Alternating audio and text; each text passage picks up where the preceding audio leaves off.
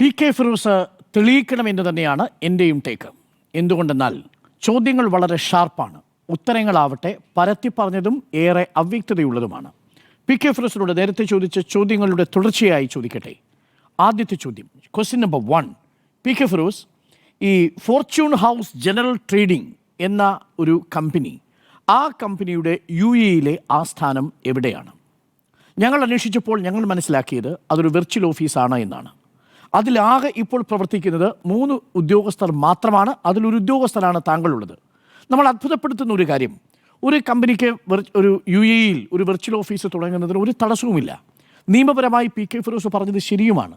അവിടെ ഒരു virtual office തുടങ്ങുന്നതിന് സാങ്കേതികമായി ഒരു തടസ്സവുമില്ല. നിയമം നമ്മളെ അനുവദിക്കുന്നുണ്ട്. ഇവിടെ ഇരുന്നു കൊണ്ട് ആ വെർച്വൽ ഓഫീസിൽ നമുക്ക് പണിയെടുക്കാനുമാവും. NRI സ്റ്റാറ്റസ് കിട്ടില്ല എന്ന് മാത്രമേ ഉള്ളൂ. നമുക്ക് അവിടുത്തെ വരുമാന സ്രോതസ്സിൽ അത് കാണിക്കാം. പക്ഷേ അവിടെ നിങ്ങളുണ്ടാക്കുന്ന വരുമാനം നമ്മുടെ നാട്ടിൽ അക്കൗണ്ടബിൾ ആണ് എന്നുള്ളതാണ് പ്രധാനപ്പെട്ട കാര്യം. അതിവിടെ IT വകുപ്പിന് മുന്നിൽ നിങ്ങൾ കാണിച്ചിരിക്കേണ്ട പ്രധാനപ്പെട്ട ഒരു ഡോക്യുമെൻ്റ് കൂടിയാണ്.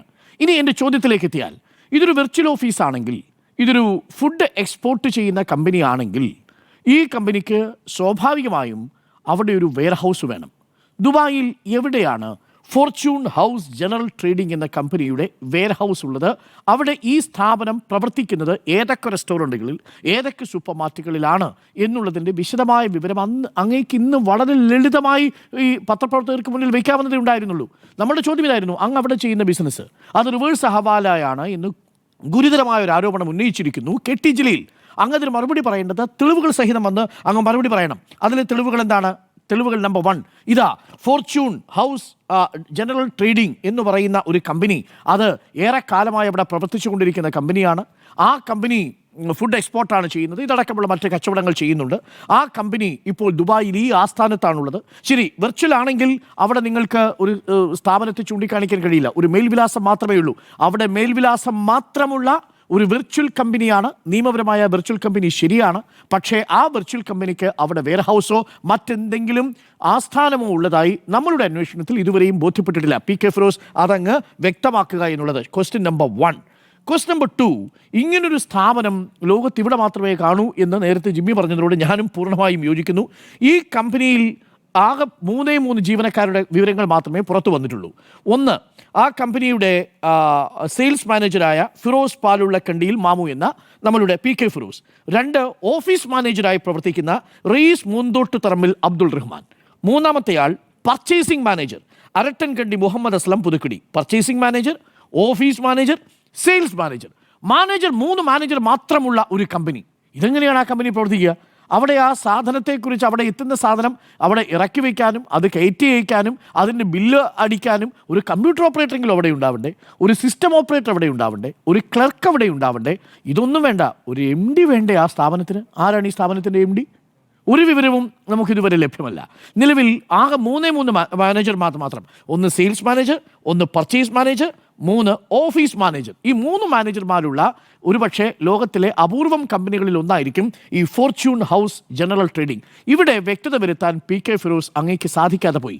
അതുകൊണ്ട് എൻ്റെ ആദ്യത്തെ ചോദ്യം, ഈ കമ്പനി ഒരു വെർച്വൽ ഓഫീസാണെങ്കിൽ, ഈ കമ്പനിയുടെ മറ്റേതെങ്കിലും ഒരു ആസ്ഥാനമോ വെയർഹൗസോ ദുബായിൽ പ്രവർത്തിക്കുന്നുണ്ടെങ്കിൽ ഇതിൻ്റെ MD ആരാണ്? ഈ 3 പേർ കൂടാതെ മറ്റേതെങ്കിലും ആളുകൾ അവിടെ ഉണ്ടോ? ആ കാര്യം പി കെ ഫിറോസ് വ്യക്തമാക്കണം. ഇല്ലെങ്കിൽ സംശയത്തിന് മുകളിലാണ് അങ്ങ് നിൽക്കുക. ഇതൊരു കടലാസ് കമ്പനിയാണ് എന്ന ആക്ഷേപം നിൽക്കും. ക്വസ്റ്റ്യൻ നമ്പർ 2, താങ്കൾ നേരത്തെ ജിമ്മി പറഞ്ഞതിൻ്റെ തുടർച്ചയാണ്. 2024 ഒരു വിസ കാലാവധി അവസാനിച്ചു. നമ്മളുടെ അന്വേഷണത്തിൽ 2022-24 ഇയാൾക്കൊരു ജോബ് വിസ ഉണ്ടായിരുന്നു പി കെ ഫിറോസിന്. ശരിയാണ്. 2018 മുതൽ 2020 ഡിസംബർ വരെയും ഒരു ജോബ് വിസ കാർഡ് ഉണ്ടായിരുന്നു. ആ വിസ കാർഡിലും ഈ ഫോർച്യൂൺ കമ്പനിയിൽ ഇയാൾ പണിയെടുത്തിരുന്നു. അന്നത്തെ ശമ്പളത്തിലും കാണിച്ചിരുന്നത് 20,000 രൂപ ശമ്പളവും 2,000 UAE ദിർഹം ട്രാവൽ അലവൻസുമായിട്ടാണ് കാണിച്ചിരിക്കുന്നത്. അതായത് 22,000 UAE. ആ നമുക്ക് ഡോക്യുമെൻറ്റ്സിൽ കാണാം, എംപ്ലോയി ഡീറ്റെയിൽസിൽ കാണാം 22,000 UAE ദിർഹം. ദുബായിലൊരു പ്രശ്നമുണ്ട്. നിങ്ങൾ എത്ര തുക കൂട്ടിവെക്കുന്നോ അത്രയും തുകയുടെ കൃത്യമായിട്ടുള്ള പണം നിങ്ങൾ കൈപ്പറ്റിയിരിക്കണം. അതിനനുസരിച്ചുള്ള രേഖകൾ അവിടെ കാണിച്ചിരിക്കണം. നമ്മുടെ നാട്ടിലെ പോലെ വേറെ ഏതെങ്കിലും തരത്തിൽ പറഞ്ഞ് പറ്റിക്കാൻ സാധ്യമല്ല. അവിടെ കൃത്യമായിട്ടുള്ള കണക്കുകൾ തന്നെ കാണിച്ചിരിക്കണം എന്നുള്ളതാണ്. ശരി, അത് അങ്ങയുടെ സ്വകാര്യമായൊരു കാര്യമാണ്. അങ്ങേക്ക് 22,000 UAE ദിർഹം കിട്ടിയിട്ടുണ്ടോ? അങ്ങയും അങ്ങയുടെ കമ്പനി ഉടമയും തമ്മിലുള്ള, ഉടമ ആരാണ് എന്നത് വ്യക്തമല്ല. ഇപ്പോഴും ഓഫീസ് മാനേജർ മാത്രമേ ഉള്ളൂ, പർച്ചേസിംഗ് മാനേജർ മാത്രമേ ഉള്ളൂ, സെയിൽസ് മാനേജർ മാത്രമേ ഉള്ളൂ. ഉടമ ആരാണെന്ന് ഇനിയും വ്യക്തമല്ല. നിങ്ങൾ തമ്മിലുള്ളൊരു കരാറാണ്, ഇല്ലാത്തൊരുടമയും അങ്ങയും തമ്മിലുള്ളൊരു കരാറാണ്. ആ 5 കോടി രൂപ ഇന്ത്യൻ കറൻസിയിലേക്ക് നമ്മൾ ട്രാൻസ്ലേറ്റ് ചെയ്താൽ 2 വർഷം താങ്കൾ ഇവിടെ പ്രവർത്തിച്ചിട്ടുണ്ടെങ്കിൽ ചുരുങ്ങിയത് 2 വർഷം കൊണ്ട് 1,20 ലക്ഷം രൂപ അങ്ങേക്ക് ഇവിടെ വരുമാനം കിട്ടണം. എല്ലാ ചെലവും കഴിഞ്ഞ്, യാത്രയുടെ ചെലവും കഴിഞ്ഞ് ചുരുങ്ങിയത് 60 ലക്ഷം രൂപ അങ്ങേക്ക് ലാഭം ഉണ്ടാവണമല്ലോ 2 വർഷം കഴിഞ്ഞിട്ട്. പക്ഷേ അങ്ങ് 2021 ഈ സത്യവാങ്മൂലത്തിൽ കാണിച്ചിരിക്കുന്നത് 47 ലക്ഷം രൂപ ബാധ്യതയുണ്ട് എന്നാണ്. 47 ലക്ഷം രൂപ ബാധ്യതയുണ്ടെന്നാണ്. ഇതെങ്ങനെ സംഭവിച്ചു? ബ്ലൂ ഫിൻ എന്ന് പറയുന്ന ഒരു ട്രാവൽ ഏജൻസി അങ്ങ് നടത്തിയതായിട്ട് ഞാൻ കേട്ടിട്ടുണ്ട്. ഈ KT ജലീൽ സൂചിപ്പിക്കുകയും ചെയ്തിട്ടുണ്ട്. ബ്ലൂ ഫിൻ എന്ന് പറയുന്ന ഒരു വില്ല പ്രൊജക്റ്റ് കൂടി നടത്തിയിട്ടുണ്ട്. ആ വില്ല പ്രൊജക്റ്റിന് ലക്ഷങ്ങൾ വേണ്ടി വരും എന്നാണ് ഞാൻ മനസ്സിലാക്കുന്നത്. ഇതിനുള്ള പണം എവിടെ നിന്ന് കിട്ടി? ഇതിനുള്ള സോഴ്സ് എവിടെ നിന്നാണ്? ആ സോഴ്സ് അങ്ങ് വ്യക്തമാക്കിയാൽ മതി. എന്തുകൊണ്ടാണെന്ന് ചോദിച്ചാൽ, നേതാക്കൾ കച്ചവടം ചെയ്യുന്നത് സുതാര്യമായി വേണം എന്ന് വിശ്വസിക്കുന്ന ഒരാളാണ് ഞാൻ. നിങ്ങൾ ദുരൂഹമായ ഒരു കച്ചവടത്തിൽ ഏർപ്പെടുകയും നിങ്ങളുടെ വരുമാനം ദുരൂഹമായി വന്നുകൊണ്ടിരിക്കുകയും ചെയ്യുമ്പോൾ സംശയമുണ്ടാവും, ചോദ്യമുനയിലുണ്ടാവും. അപ്പോൾ ക്വസ്റ്റ്യൻ നമ്പർ 2, നിങ്ങൾ 2018-2020 മിസ്റ്റർ PK ഫിറോസ് ഈ ഫോർച്യൂൺ ഹൗസ് ജനറൽ ട്രേഡിംഗ് എന്ന കമ്പനിയിൽ ഇതേ ജോലിയിൽ തന്നെ സെയിൽസ് മാനേജറായി നിങ്ങൾ ജോലി ചെയ്തിട്ടുണ്ടെങ്കിൽ അവിടെ നിന്ന് കിട്ടിയ വരുമാനം അത് നിങ്ങൾ ടാക്സിൽ രേഖപ്പെടുത്തിയിട്ടുണ്ടോ? കാരണം NRI സ്റ്റാറ്റസ് ഇല്ലെങ്കിൽ, ഗൾഫ് രാജ്യങ്ങളിൽ എംപ്ലോയ്മെൻറ്റ് വിസയിൽ പോകുന്ന ഒരാൾക്ക് അയാളുടെ വരുമാനം NRI സ്റ്റാറ്റസ് ഇല്ലെങ്കിൽ ഒരു കാരണവശാലും PK ഫിറോസിന് NRI സ്റ്റാറ്റസ് കിട്ടൂല. കാരണം ആ സമയം മുഴുവൻ അദ്ദേഹം ഇവിടെ കേരളത്തിൽ വളരെ സജീവമായ രാഷ്ട്രീയ പ്രവർത്തനത്തിലായിരുന്നു. ഒരു 182 ദിവസമോ മറ്റോ വേണം അവിടെ സ്ഥിരം, എങ്കിൽ മാത്രമേ NRI സ്റ്റാറ്റസ് കിട്ടുക പോലുമുള്ളൂ. അത് അദ്ദേഹത്തിന് സാധ്യവുമല്ല. അപ്പോൾ NRI സ്റ്റാറ്റസ് ഇല്ലാത്ത PK ഫിറോസ് 2018, 2019, 2020 വർഷങ്ങളിലെ ഫോർച്യൂൺ ഹൗസ് ജനറൽ ട്രേഡിംഗ് കമ്പനിയിൽ നിന്ന് കിട്ടിയ വരുമാനം ഇൻകം ടാക്സിൽ രേഖപ്പെടുത്തിയിട്ടുണ്ടോ? Question number 1. അങ്ങനെ രേഖപ്പെടുത്തിയിട്ടുണ്ടെങ്കിൽ എങ്ങനെയാണ് 2021 സത്യവാങ്മൂലത്തിൽ ആ വരുമാനം കേവലം 4 ലക്ഷമായി മാറിയത്? എങ്ങനെ 4 ലക്ഷമായി മാറി? അതിനുള്ള ഉത്തരം വേണം. 2021 മാത്രമാണ് ജോബ് വിസ ഇല്ലാതിരുന്നത്. വളരെ കൃത്യമാണ്. കാരണം എന്താ? സത്യവാങ്മൂലം കൊടുക്കണമെങ്കിൽ അദ്ദേഹത്തിന് വിദേശത്തുള്ള ഈ ജോലിയെക്കുറിച്ച് പുറം ലോകം അറിയരുതെന്ന് നിർബന്ധമുണ്ടായിരുന്നുവെന്ന് ഞാൻ പറയും. കാരണം ഇവിടെ കൊടുത്തിരിക്കുന്ന പ്രൊഫഷൻ എന്താ?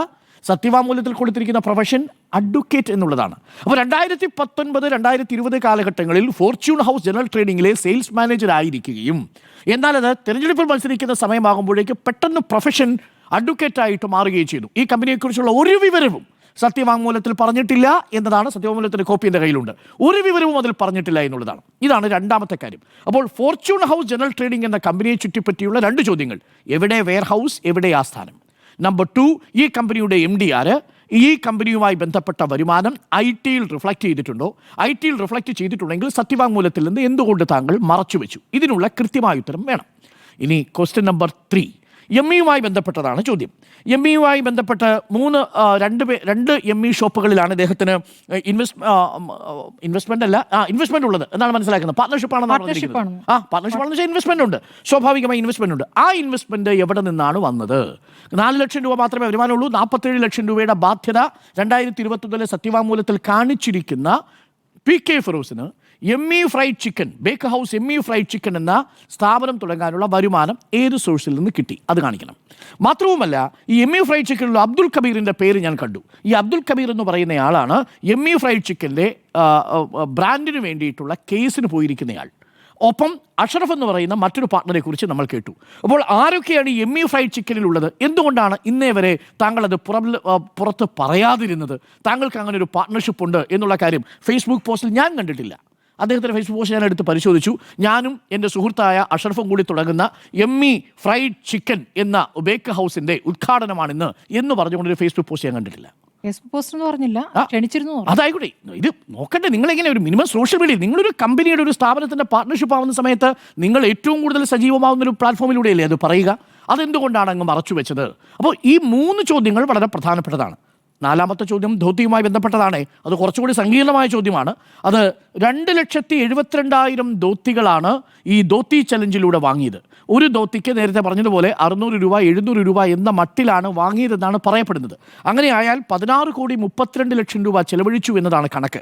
അതിൽ 8 കോടി രൂപയുടെ കണക്കിൽ അവ്യക്തതയുണ്ട് എന്നുള്ളതാണ് യൂത്ത് ലീഗിൽ തന്നെയുള്ള ചില നേതാക്കളുടെ സംസാരം. അതിലും അങ്ങ് വ്യക്തത വരുത്തണം.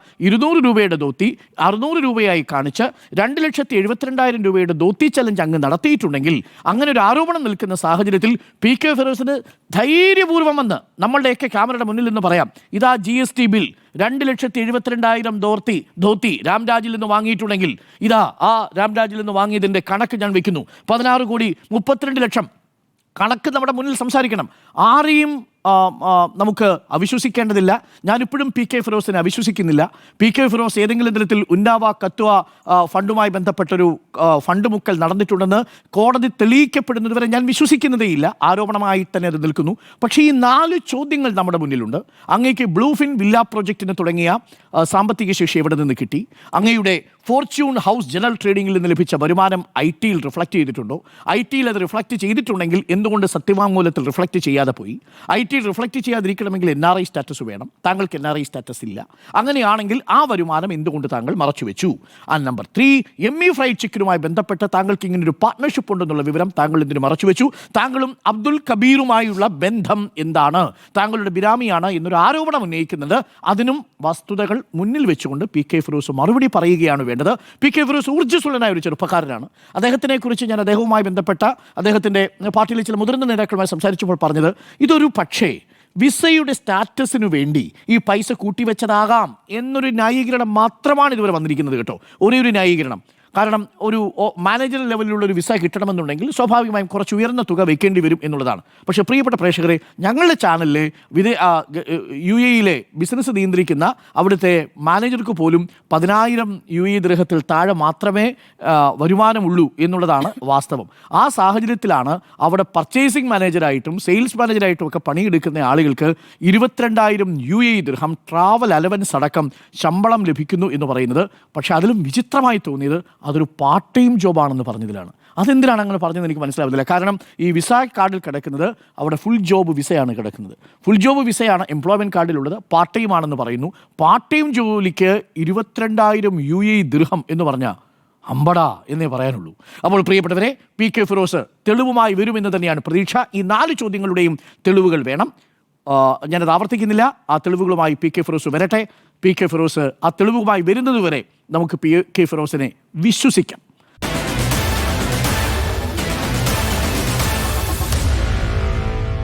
Meet the editors.